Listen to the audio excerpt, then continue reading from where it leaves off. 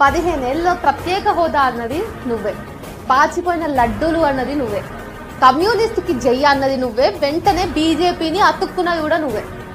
ఉత్తరాది అహంకారమా అని అన్నది నువ్వే, ఇప్పుడు అక్కడికి వెళ్ళి ప్రచారం చేసేది నువ్వే.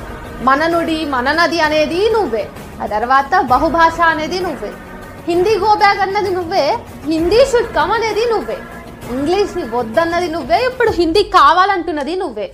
కులాలు లేని రాజకీయం అనేది నువ్వే, కుల భావంతోన ఓట్లు వేయమనేది నువ్వే, విప్లవం అని ఊగింది నువ్వే, ఇప్పుడు సనాతనం అని అరుస్తున్నది నువ్వే.